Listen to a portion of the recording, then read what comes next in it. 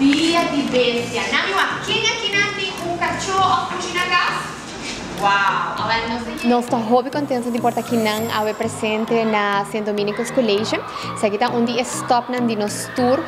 Essa aqui é uma iniciativa de Purina, onde nós estamos visitando a escola durante a luna de outubro, em conexão com o Dia de Bestia, para educar e inculcar em emocionar a importância de cuidar de boa mascota devidamente.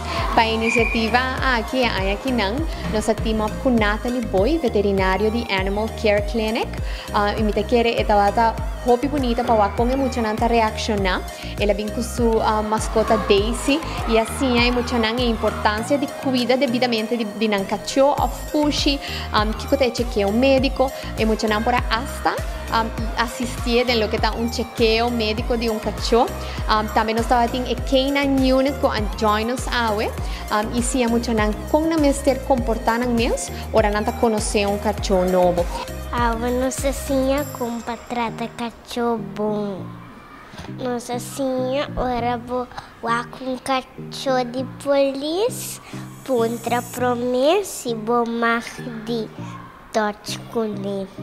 De parte de Purina, não somente que é necessidade básica de uma mascota, desde água, nutrição, amor, uma área safe e limpa para o cachorro por descansar, pero também responsabilidade que não tem como dono de uma mascota, não está responsável para uma outra vida e também enfatizar a palavra empatia.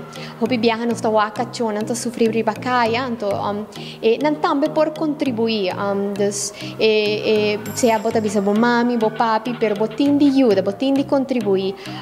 Estava uma ita hobby leuk, então essa aqui solamente é promessa, pero nós também tá hobby ativo durante outras semanas em outubro, visitando todo distrito e diferentes escolas para comunicar a mensagem aqui, mirando que a celebração de Dia de Bestia e partindo a educação que nós queremos sumamente necessário de parte de Purina. Nós queremos seguro que uma pessoa que tem uma mascota é uma pessoa mais feliz e quer enfocar a relação entre mascota e humano. Nós sabemos que nossa mascota é parte de nossa família e nós mestre cuida de maneira sábia. Cada cuida e cachorro